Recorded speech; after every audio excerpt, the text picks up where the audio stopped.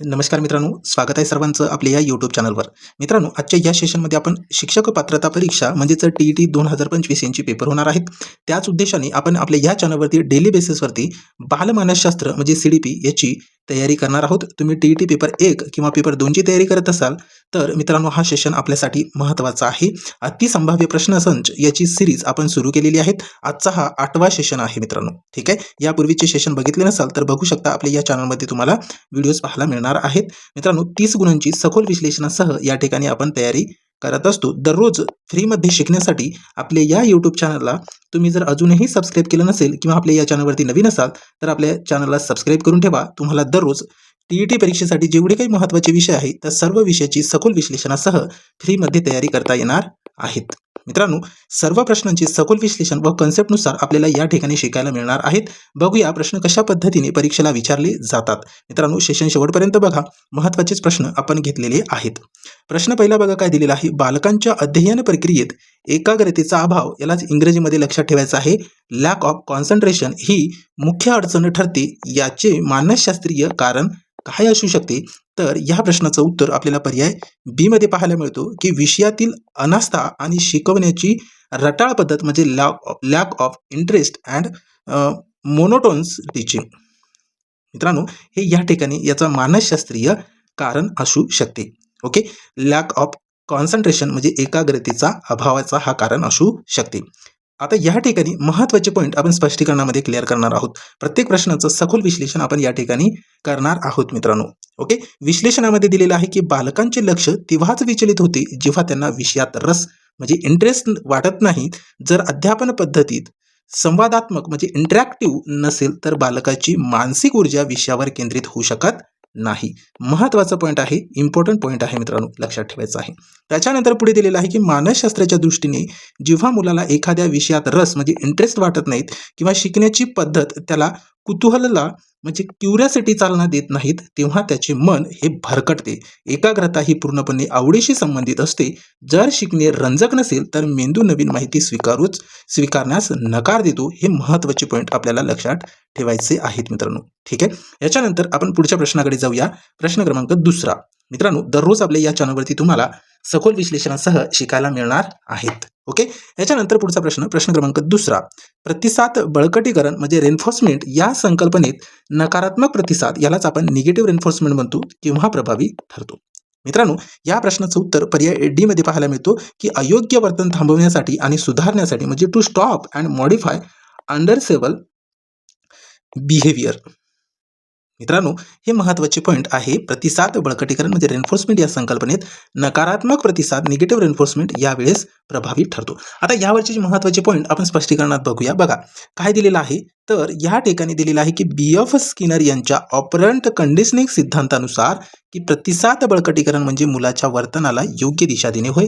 अयोग्य वर्तन सुधारण्यासाठी दिलेला नकारात्मक प्रतिसाद मुलाला चूक सुधारण्यास प्रवृत्त करतो. पुढे बघा काय दिलेलं आहे. नकारात्मक बळकटीकरण म्हणजे निगेटिव्ह रेन्फोर्समेंट म्हणजे एखाद्या अप्रिय किंवा त्रासदायक गोष्टीला दूर करून अपेक्षित वर्तन वाढवणे. जेव्हा एखादा विद्यार्थी अयोग्य वर्तन थांबवतो तेव्हा त्याच्यावरील नकारात्मक दबाव, उदाहरणार्थ ओरडा किंवा कडक नियम काढून घेतला जातो, ज्यामुळे त्याला स्वतःच्या वर्तनात सुधारणा करण्याची प्रेरणा मिळते. हे महत्त्वाचे पॉईंट आहे. ओके, लक्षात ठेवा. यानंतर आपल्याला पुढच्या प्रश्नाकडे जायचं आहे. प्रश्न क्रमांक 3. बघा काय दिलेला आहे. बालकाच्या सामाजिक विकासात सहयोग म्हणजे कोऑपरेशन हा घटक स्पर्धेपेक्षा म्हणजे कॉम्पिटिशन अधिक महत्त्वाचा का मानला जातो किंवा महत्त्वाचा मानला जातो? ओके, आता या प्रश्नाचं अचूक उत्तर आपल्याला पर्याय बी मध्ये पाहायला मिळतो की सहयोगामुळे मुलांमध्ये संघभावना, टीम स्पिरिट आणि सहानुभूती म्हणजे इम्पॅथी विकसित होते. हे या ठिकाणी बालकाच्या सामाजिक विकासात सहयोग कोऑपरेशन हा घटक स्पर्धेपेक्षा म्हणजे कॉम्पिटिशनपेक्षा अधिक महत्त्वाचा मानला जातो. क्लिअर झालं. आता या ठिकाणी आपल्याला महत्त्वाचे पॉईंट स्पष्टीकरणामध्ये बघायचं आहे. बघा, सामाजिकरण म्हणजे सोशियलायझेशन म्हणजे समाजात मिसळण्याची कला. जेव्हा मुले एकमेकांना सहकार्य करतात तेव्हा त्याच्यात सामाजिक जाणीव आणि लोकशाही मूल्यांचा विकास होतो. भावनिक बुद्धिमत्ता या ठिकाणी बघायचं आहे. भावनिक बुद्धिमत्ता म्हणजे सहयोग मुलांमध्ये इतरांच्या भावना समजून घेण्याची म्हणजे इम्पॅथी आणि एकमेकांना मदत करण्याची वृत्ती निर्माण करते, जी त्यांच्या भविष्यातील सामाजिक आयुष्यासाठी अत्यंत महत्त्वाची असते. क्लिअर झालं. महत्त्वाची पॉईंट आहे मित्रांनो, लक्षात ठेवा. याच्यानंतर आपल्याला पुढच्या प्रश्नाकडे जायचं आहे. प्रश्न क्रमांक 14 बघा. अनुभवात्मक अधिगम यालाच इंग्रजीमध्ये लक्षात ठेवा एक्सपेरिमेंटल लर्निंग पद्धतीमध्ये शिक्षकाची भूमिका प्रामुख्याने कोणती असते? कोणती असते मग एक्सपेरिमेंटल लर्निंगमध्ये शिक्षकाची भूमिका महत्त्वाची? तर या प्रश्नाचं उत्तर आपल्याला पर्याय सी मध्ये पाहायला मिळतो. सुलभक म्हणजे फॅसिलिटेटर आणि मार्गदर्शक म्हणजे गाईड अशी भूमिका असते एक्सपेरिमेंटल लर्निंग टीचिंग या पद्धतीमध्ये. शिक्षकाची महत्त्वाची भूमिका असते. ओके. आता यावरचे महत्त्वाचे पॉईंट आपण स्पष्टीकरणात क्लिअर करूया. बघा, अनुभवात्मक शिकण्यात बालक स्वतः कृती करून शिकते. जेथे शिक्षक केवळ वातावरण निर्मिती करतो आणि बालक जिथे अडकेल तिथे फॅसिलिटेटर म्हणून मार्ग दाखवतो. अनुभवात्मक अधिगम म्हणजे एक्सपेरिमेंटल लर्निंग पद्धतीमध्ये विद्यार्थी स्वतः कृती करून अनुभव घेऊन आणि त्यावर विचार करून शिकत असतो. या प्रक्रियेत शिक्षकाची भूमिका ही महत्त्वाची असते. मित्रांनो, महत्त्वाचे पॉईंट आहे, लक्षात ठेवा. ओके. आता यानंतर आपण पुढच्या प्रश्नाकडे जाऊया. प्रश्न क्रमांक 5 बघा काय दिलेला आहे की समाजशास्त्रीय दृष्टिकोनातून म्हणजे सोशिओलॉजिकल पर्स्पेक्टिव्ह बालकाला समाजाचे नियम शिकवण्याचा मुख्य उद्देश काय असतो? काय असेल मग या प्रश्नाचं अचूक उत्तर? तर पर्याय बी मध्ये पाहायला मिळतो. बालकाचे सामाजिकरण म्हणजे सोशलायझेशन करून त्याला जबाबदार नागरिक बनवणे हे समाजशास्त्रीय दृष्टिकोनातून बालकाला समाजाचे नियम शिकवण्याचा मुख्य उद्देश असतो. क्लिअर झालं. आता यावरची महत्त्वाची पॉईंट आपण स्पष्टीकरणात क्लिअर करूया. बघा, समाजशास्त्रीय दृष्टिकोन बालकाला हे समजून घेण्यास मदत करतो की तो समाजाचा एक भाग आहे आणि त्याची सोशियल रोल काय आहे. म्हणजे सोशियल रोल काय आहे तर सामाजिकरण या ठिकाणी एक प्रकार दिलेला आहे सोशलायझेशनचा. ही एक अशी प्रक्रिया आहे ज्याद्वारे बालक समाजाची मूल्ये, श्रद्धा आणि नियम आत्मसात करते. यामुळे त्याला समाजात इतरांशी कसे वागावे हे समजते. क्लिअर झालं. त्याच्यानंतर पुढचा महत्त्वाचा पॉईंट आहे की जबाबदार नागरिक. नियम शिकल्यामुळे बालकात हक्क आणि कर्तव्याची जाणीव निर्माण होते, ज्यामुळे तो भविष्यात समाजाचा एक उपयुक्त आणि शिस्तबद्ध घटक बनतो. हे महत्त्वाचे पॉईंट आपल्याला लक्षात ठेवायचं आहे. याच्यावरती प्रश्न परीक्षेला विचारलं तर आपल्याला करेक्ट उत्तर देता आलं पाहिजे मित्रांनो. क्लिअर झालं. चला पुढच्या प्रश्नाकडे जाऊया. प्रश्न क्रमांक 6 बघा काय दिलेला आहे. महत्त्वाचा प्रश्न आहे. प्रश्न असा आहे की बालकाच्या शारीरिक स्वास्थ्याचा म्हणजे फिजिकल हेल्थ त्यांच्या बौद्धिक क्षमतेवर म्हणजे कॉग्नेटिव्ह ॲबिलिटीवर कसा परिणाम करतो? बालकाचा जो शारीरिक स्वस्थता आहे, फिजिकल हेल्थ आहे, त्याच्या बौद्धिक क्षमतेवर म्हणजे कॉग्नेटिव्ह ॲबिलिटीवर कसा परिणाम करतो? तर या प्रश्नाचं उत्तर काय असेल मग? पर्याय ए मध्ये दिलेला आहे की कुपोषणामुळे मेंदूची वाढ खुंटते आणि ग्रहणशक्ती म्हणजे ग्रास्पिंग पॉवर हे कमी होते. क्लिअर झालं. जर बालकाची शारीरिक अवस्था म्हणजे आपण फिजिकल हेल्थ म्हणतो, त्यांचा बौद्धिक क्षमतेवर अशा पद्धतीने परिणाम करते मित्रांनो. त्याची मेंदूची वाढ खुंटते आणि ग्रहणशक्ती म्हणजे ग्रास्पिंग पॉवर हे कमी होतो. क्लिअर झालं. यावरची महत्त्वाचे पॉईंट आपण स्पष्टीकरणामध्ये बघूया. बघा काय दिलेलं आहे की healthy mind in a healthy body. जर बालकाचे पोषण म्हणजे न्यूट्रिशन योग्य नसेल तर त्याच्या मज्जासंस्थेचा म्हणजे नर्वस सिस्टीम विकास नीट होत नाही, त्याचा विकास नीट होत नाही, ज्यामुळे त्याची शिकण्याची जी गती आहे किंवा क्षमता आहे ती मंदावते. ओके. महत्त्वाचा पॉईंट आहे मित्रांनो, लक्षात ठेवा. परीक्षेला प्रश्न याच्यावरती येऊ शकते. ओके. याच्यानंतर आपल्याला पुढचा प्रश्न पाहण्याआधी तुम्हाला जर दररोज मित्रांनो अशाच पद्धतीने सखोल विश्लेषणासह फ्रीमध्ये शिकायचे असतील तर मित्रांनो आपल्या या इग्नाईट करिअर पॉईंट या यूट्यूब चॅनलला आपल्याला सबस्क्राईब करून ठेवायचं आहे. पेपर होईपर्यंत आपल्याला या ठिकाणी TET परीक्षेची तयारी फ्रीमध्ये करता येणार आहे. त्यासाठी आपल्या या इग्नाईट करिअर पॉईंट यूट्यूब चॅनलसोबत जुळून राहायचं आहे. तुम्ही जर आपल्या चॅनलवरती नवीन असाल किंवा चॅनलला अजूनही सबस्क्राईब केलं नसेल तर चॅनलला सबस्क्राईब करा मित्रांनो. सोबतच बेल आयकॉनला सुद्धा क्लिक करा, म्हणजे जेव्हा आपण व्हिडिओ अपलोड करतो मित्रांनो तेव्हा काही सेकंदामध्ये तुम्हाला त्याची नोटिफिकेशन मिळून जातं. मित्रांनो आपण या यूट्यूब चॅनलवरती दररोज फ्री क्लास अपलोड करणार आहोत. हा 8वा क्लास आहे मित्रांनो. यापूर्वीचे 7 क्लास जर तुम्ही बघितले नसाल तर बघून घ्या, आपल्या चॅनलमध्ये अवेलेबल आहेत. सोबतच मित्रांनो यापूर्वी जी काही TETची एक्झाम झाली होती त्या एक्झामसाठी आपण आपल्या या यूट्यूब चॅनलवरती जवळपास 61 व्हिडिओज अपलोड केलेले आहेत. ओके. आता हे व्हिडिओ तुम्हाला कुठे पाहायला मिळणार तर आपल्या या चॅनलमध्ये जाऊन तुम्ही बघू शकता मित्रांनो. होम, व्हिडिओज, शॉर्ट, लाईव्ह आणि त्याच्याच बाजूला जो प्लेलिस्ट नावाचा बटन आहे किंवा फोल्डर आहे त्या प्लेलिस्टवरती जर तुम्ही क्लिक केलं तर तुम्हाला TET परीक्षा 2025 यामधील जेवढे काही आपण व्हिडिओज घेतलेले आहे 61 व्हिडिओ ते सर्व व्हिडिओ तुम्हाला पाहायला मिळतील. ओके. ते व्हिडिओज सुद्धा बघून घ्या, कारण आपल्याकडे वेळ आहे आणि जास्त सुद्धा वेळ नाही. जेवढी तुम्ही तयारी कराल तेवढे तुम्हाला या CDP मध्ये म्हणजे बालमानसशास्त्र या विषयामध्ये 30 पैकी 30 मार्क मिळवण्याचे जास्त चान्सेस वाढतात. ओके. याच्यामध्ये जर तुम्ही स्कोर केला तर तुम्ही सहज TET पास होऊ शकता. ठीक आहे, कारण TET साठी महत्त्वाचाच विषय आहे बालमानसशास्त्र. ओके. त्यासाठी आत्तापासूनच तयारीला लागा आणि दररोज आपण जे व्हिडिओज अपलोड करतो ते व्हिडिओ शेवटपर्यंत बघा. ओके, कारण आपण फक्त प्रश्नच नव्हे मित्रांनो, तर प्रत्येक प्रश्नांचा सखोल विश्लेषण देत असतो. ओके, विश्लेषण का देत असतो? कारण विश्लेषणावरती जर एखादा प्रश्न विचारला तर किंवा आपल्याला प्रश्न एखाद्या वेळेस समजला नाही तर विश्लेषणाच्या आधारावरती प्रश्न सुद्धा समजून जातो. त्यासाठी आपण यापूर्वी जेवढी 61 व्हिडिओ घेतलेले आहेत त्या व्हिडिओमध्ये सुद्धा तुम्हाला प्रत्येक व्हिडिओमध्ये सखोल विश्लेषणच पाहायला मिळतील. ओके, आणि फ्री ऑफ कॉस्ट आहे, तुम्हाला कुठलाही चार्जेस द्यायची आवश्यकता नाही. फक्त आपल्या या चॅनलसोबत तुम्हाला जोडून राहायचं आहे. चॅनलला सबस्क्राईब केलं नसेल तर चॅनलला सबस्क्राईब करून ठेवायचं आहे. ओके, दररोज दुपारी 3 वाजता आपण व्हिडिओज अपलोड करत असतो. सोबतच मित्रांनो आपल्या टेलिग्राम ग्रुपला सुद्धा जॉईन करायचं आहे. त्याची लिंक मी व्हिडिओच्या डिस्क्रिप्शन बॉक्समध्ये दिलेली आहे. त्यामध्ये आपण क्लासेसची PDF सोबतच मित्रांनो स्पर्धा परीक्षेशी रिलेटेड अपडेट किंवा TETची जेवढी काही अपडेट असणार आहे ते अपडेट आपण या टेलिग्राम ग्रुपमध्ये देत असतो मित्रांनो. ठीक आहे, तर आपल्या या चॅनलला सबस्क्राईब केलं नसेल तर सबस्क्राईब करा. आणि यानंतर आपल्याला पुढच्या सेशनकडे वळायचं आहे. पुढचा प्रश्न बघायचा आहे, प्रश्न क्रमांक 7. बघा काय दिलेलं आहे. समुपदेशन म्हणजेच काउन्सिलिंग ही पद्धत केवळ समस्याग्रस्त मुलांसाठीच असते का? बघा IMP प्रश्न आहे मित्रांनो. ओके, समुपदेशन म्हणजे काउन्सिलिंग ही जी पद्धत आहे केवळ समस्याग्रस्त मुलांसाठीच असते का? तर या प्रश्नाचं उत्तर आपल्याला पर्याय बी मध्ये पाहायला मिळतो, नाही. ती प्रत्येक मुलांची सुप्त क्षमता म्हणजे पोटेन्शियल ओळखण्यासाठी आणि मार्गदर्शन करण्यासाठी असते. ही जी समुपदेशन काउन्सिलिंग ही पद्धत आहे, ही पद्धत प्रत्येक मुलांची सुप्त क्षमता म्हणजे पोटेन्शियल ओळखण्यासाठी आणि मार्गदर्शन करण्यासाठी असते. हे महत्त्वाचा प्रश्न आहे मित्रांनो, IMP प्रश्न आहे, लक्षात ठेवा. क्लिअर झालं? आता यावरचे आणखी महत्त्वाचे पॉईंट आपण स्पष्टीकरणात क्लिअर करूया. बघा काय दिलेलं आहे की समुपदेशन हे केवळ समस्या निवारण म्हणजे रेमेडियल नसून ते प्रतिबंधात्मक म्हणजे प्रिव्हेंटिव्ह आणि विकासात्मक म्हणजे डेव्हलपमेंटल देखील असते.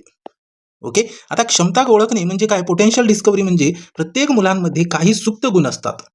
समुपदेशन मुलाला स्वतःची ओळख करून घेण्यास आणि स्वतःच्या निवडी म्हणजे इंटरेस्ट समजून घेण्यास मदत करते. त्याच्यानंतर सर्वांगीण विकास म्हणजे हॉलिस्टिक डेव्हलपमेंट हे केवळ अभ्यासातच नव्हे तर भावनिक, सामाजिक आणि व्यावसायिक स्तरावर मुलांना खंबीर बनवण्यासाठी समुपदेशन आवश्यक असते. बघा किती महत्त्वाचे पॉईंट आपण या ठिकाणी स्पष्टीकरणात घेतलेले आहेत. क्लिअर झालं? आणि अशाच पद्धतीने आपण आपल्या चॅनलवरती शिकवलेले आहेत मित्रांनो. तुम्ही एक वेळा बघून घ्या, तुम्हाला त्याच्यामध्ये समजेल की किती व्यवस्थित आणि किती महत्त्वाचे पॉईंट आपण त्या ठिकाणी घेतलेले आहेत. ओके, आता यानंतर आपण पुढच्या प्रश्नाकडे जाऊया. प्रश्न क्रमांक 8. बघा काय दिलेला आहे की सक्रिय शिकवणी म्हणजे ऍक्टिव्ह लर्निंगमध्ये बालकाच्या कोणत्या कौशल्यांचा विकास होतो?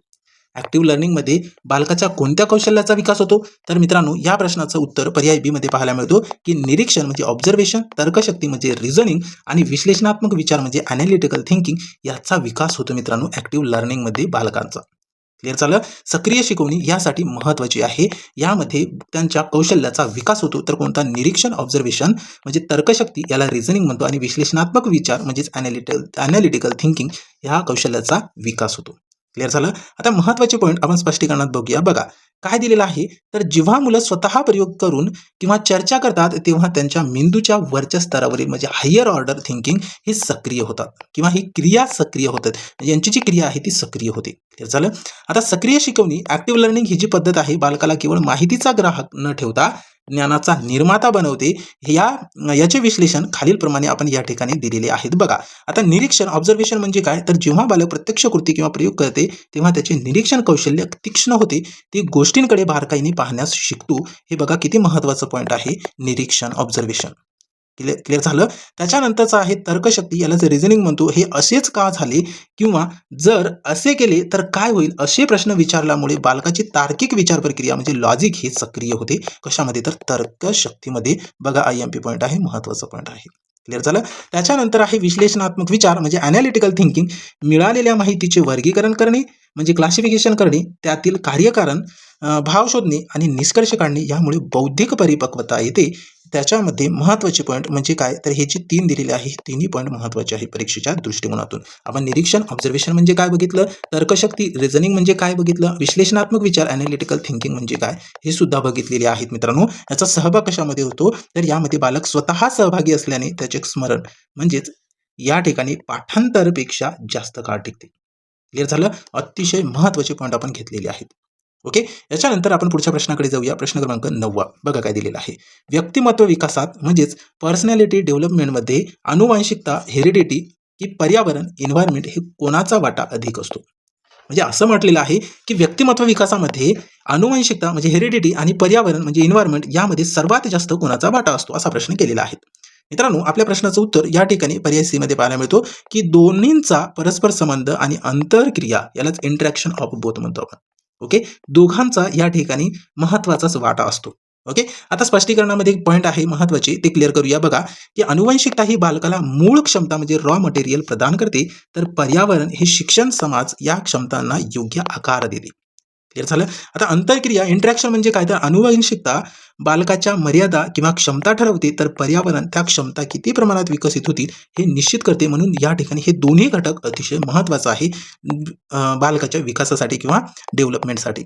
ओके, उदाहरणावरून समजून घ्या मित्रांनो. एखाद्या मुलाकडे गाण्याचे अनुवांशिक कौशल्य असेल तर त्याला योग्य पर्यावरण प्रशिक्षण मिळाले तर तो उत्तम गायक बनू शकतो. हे या ठिकाणी उदाहरणावरून आता तुमचे जे महत्त्वाचे पॉईंट आहे किंवा जी तुमची अडचण आहे ती दूर झाली असेल मित्रांनो.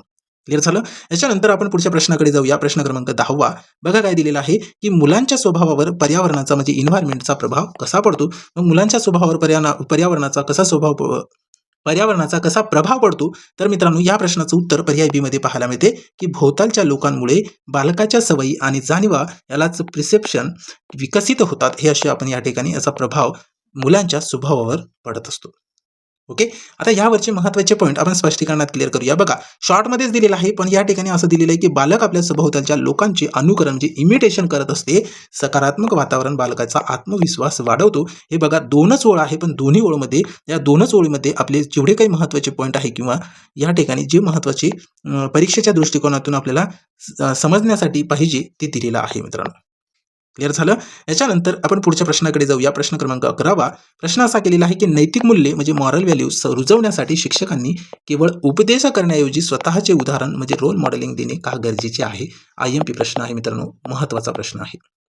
ओके, मग या प्रश्नाचं उत्तर आपल्याला पर्याय डी मध्ये पाहायला मिळते की मुले शब्दांपेक्षा शिक्षकाच्या वर्तनाचे म्हणजे बिहेवियरचे अनुकरण अधिक करत असतात किंवा करतात.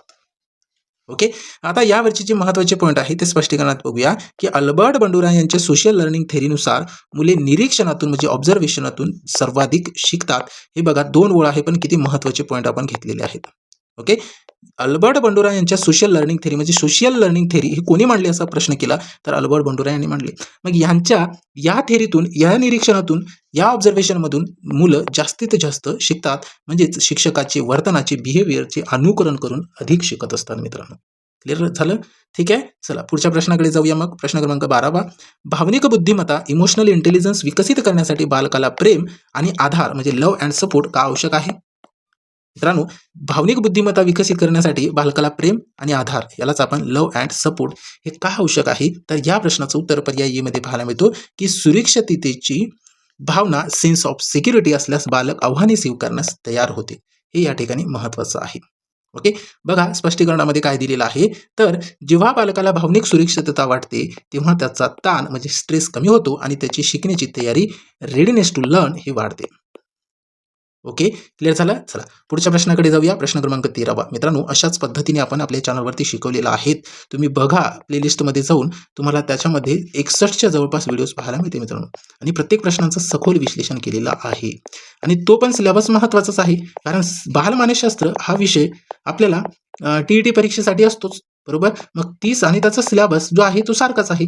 2025 TET 2025ला जो सिलेबस होता तो सिलेबस TET 2026ला असणार बरोबर की नाही. मग त्याच्यामध्ये जेवढे प्रश्न आपण घेतलेले आहेत ते सर्व प्रश्न TET 2026ला त्याच्यापैकी काही प्रश्न येऊ शकतात बरोबर की नाही. आणि आपली तयारी या ठिकाणी आपला सराव पण होतो बरोबर, आपला सराव पण होणार.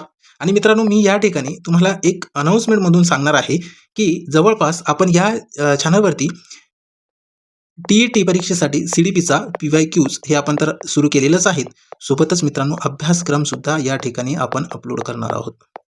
ओके, मग हे या अभ्यासक्रमासाठी आपल्याला कुठलाही चार्ज द्यायची आवश्यकता आहे का, तर नाही मित्रांनो, हे फ्रीमध्ये मी अपलोड करणार आहे. आणि त्या अभ्यासक्रमामध्ये तुमची कोणतेच डाऊट राहणार नाही. अशा पद्धतीने आपण या ठिकाणी शिकवणार आहोत. TET बालमानसशास्त्रामध्ये तुम्हाला 30 पैकी 30 गुणांची तयारी या ठिकाणी करता येणार आहे. फक्त त्यासाठी काय करायचं आहे, तर आपल्या चॅनलला सबस्क्राईब करून ठेवायचं आहे. आणि जो व्हिडिओज आपण अपलोड करतो तो व्हिडिओ फक्त शेवटपर्यंत बघायचा आहे मित्रांनो. ठीक आहे, आणि सोबतच तुम्हाला जर व्हिडिओ आवडला तर व्हिडिओला लाईक करायचा आहे आणि व्हिडिओची लिंक मित्रांपर्यंत शेअर करायचं आहे. ठीक आहे, प्रश्न बघूया. शिक्षकाची आवड निर्माण करण्यासाठी शिक्षकाने पाठाची सुरुवात म्हणजे इंट्रोडक्शन ऑफ लेसन कशी करावी. शिकण्याची जी आवड आहे ती निर्माण करण्यासाठी शिक्षकाने पाठाची सुरुवात कशी करायला पाहिजे, तर मित्रांनो या ठिकाणी आपल्या प्रश्नाचं उत्तर पर्याय बी मध्ये पाहायला मिळतो की पूर्वज्ञानावर प्रिव्हियस नॉलेज आधारित प्रश्न विचारून किंवा उत्सुकता निर्माण करून पाठाची सुरुवात करायला पाहिजे. ओके, आता बघूया स्पष्टीकरणामध्ये काय दिलेलं आहे. तर या ठिकाणी दिलेलं आहे मित्रांनो की शिकण्याची प्रेरणा म्हणजे मोटिवेशन तेव्हाच मिळते जेव्हा नवीन माहिती ही जुन्या माहितीशी जोडली जाते. हे या ठिकाणी महत्त्वाचं पॉईंट आपण घेतलेलं आहे. ओके, याच्यानंतर पुढचा प्रश्न बघायचा आपल्याला, प्रश्न क्रमांक 14वा. बघा काय दिलेला आहे. संवादात्मक समुपदेशन म्हणजे इंटरॅक्टिव्ह काउन्सलिंग हे बालकांमधील भीती म्हणजेच घालवण्यासाठी कसे उपयुक्त ठरते. फिअर्स घालवण्यासाठी कसे उपयुक्त ठरते. मित्रांनो, या प्रश्नाचं उत्तर पर्याय ए मध्ये पाहायला मिळतो. मुलाचे विचार ऐकून घेऊन आणि त्याला व्यक्त म्हणजे सेल्फ एक्सप्रेशन होण्याची संधी देऊन हे संवादात्मक समुपदेशन इंटरॅक्टिव्ह काउन्सिलिंगमध्ये बालकांमधील भीती घालवण्यासाठी उपयुक्त ठरते. ओके, आता स्पष्टीकरणामध्ये बघायचं आपल्याला महत्त्वाचे पॉईंट काय दिलेला आहे की संवादामुळे मुलाच्या मनातील दडपण हलके होते आणि त्यांना त्यांच्या समस्यांचे तार्किक म्हणजे लॉजिकल उत्तर शोधण्यास मदत होते. हे बघा महत्त्वाचं या ठिकाणी आपण स्पष्टीकरणात घेतलेलं आहे.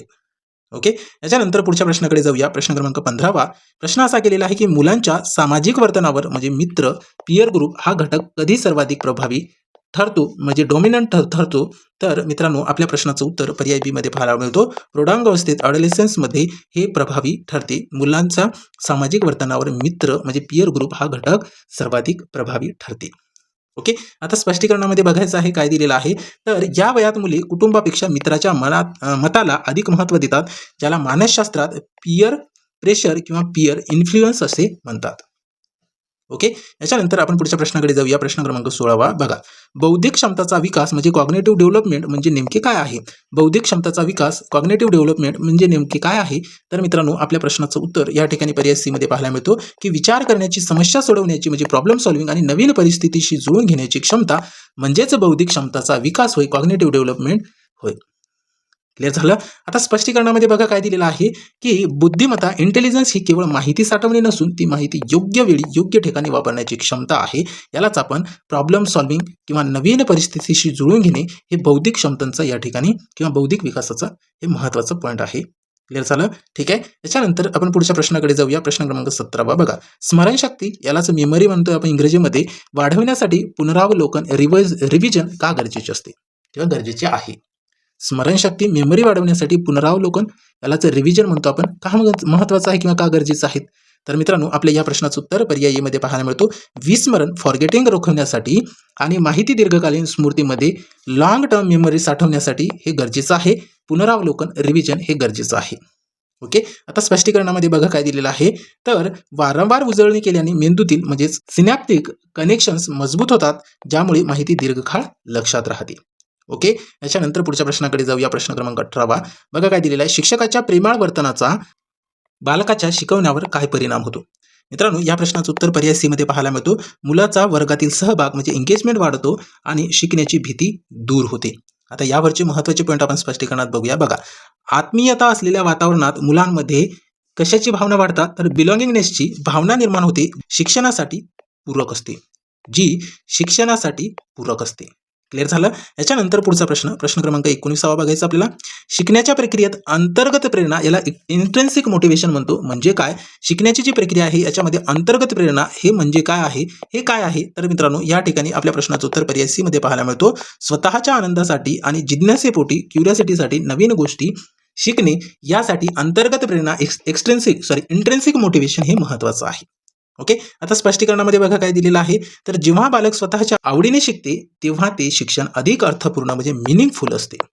ओके, याच्यानंतर पुढच्या प्रश्नाकडे जायचं आपल्याला. प्रश्न क्रमांक 20वा. बघा, बालकांमध्ये जबाबदारीची जाणीव म्हणजे सेन्स ऑफ रिस्पॉन्सिबिलिटी कशी निर्माण करता येईल. तर मित्रांनो, बालकांमध्ये जी जबाबदारीची जाणीव आहे ती कशी निर्माण करता येईल. तर त्यांना लहान लहान कामे आणि वर्गातील नेतृत्व देऊन हे या ठिकाणी त्यांना जबाबदारीची जाणीव निर्माण करता येईल म्हणजे लिडरशिप रोल हे निर्माण करता येईल मित्रांनो. ओके, पर्याय ए मध्ये आपल्या प्रश्नाचं उत्तर आहे. आता स्पष्टीकरणामध्ये बघा काय दिलेलं आहे की जेव्हा बालकाला एखादी जबाबदारी दिली जाते तेव्हा त्याच्यामध्ये सेल्फ वर्थची भावना निर्माण होते आणि तो अधिक शिस्तबद्ध होतो. अशा पद्धतीने मित्रांनो आपण 20 प्रश्न या ठिकाणी घेतले. ओके. आता व्हिडिओ कसा वाटला ते कमेंट बॉक्समध्ये कळवायचं आहे आणि सोबतच मित्रांनो, तुम्ही जर अजूनही आपल्या चॅनलला सबस्क्राईब केलं नसेल तर आपल्या चॅनलला सबस्क्राईब करायचं आहे. तुम्हाला दररोज अशाच पद्धतीने सखोल विश्लेषणासह शिकायला मिळणार आहेत. मित्रांनो, फ्री ऑफ कॉस्ट आपण या ठिकाणी व्हिडिओज अपलोड करणार आहोत. ओके. डेली बेसिसवरती तुम्हाला व्हिडिओज पाहायला मिळत जाईल. त्यासाठी आपल्या या चॅनलसोबत जुळून राहा आणि मित्रांनो, जेवढे काही व्हिडिओज आपण अपलोड केलेले आहेत यापूर्वीचे ते सर्व व्हिडिओज तुम्हाला संपूर्ण बघायचं आहे. त्याच्यामध्ये तुमचे सर्व डाऊट क्लिअर होऊन जातील. ओके. यानंतर आपण पुढच्या सेशनमध्ये भेटूया महत्त्वाचेच पॉईंट घेऊन. ओके, महत्त्वाचे प्रश्न घेऊन. आता मित्रांनो, या यूट्यूब चॅनलवरती आपण मित्रांनो आपल्या इग्नाइट करिअर पॉईंट सोबत जुळून राहायचं आहे. व्हिडिओ आवडल्यास व्हिडिओला लाईक करायचं आहे. सोबत व्हिडिओची लिंक मित्रांपर्यंत शेअर करायचं आहे आणि व्हिडिओ कसा वाटला ते कमेंट बॉक्समध्ये कळवायचं आहे. आणि मित्रांनो, आपल्या या चॅनलमध्ये आपण जेवढे व्हिडिओज अपलोड केलेले आहेत ते सर्व व्हिडिओज बघायचं आहे. भेटूया समोरच्या सेशनमध्ये. Thank you so much.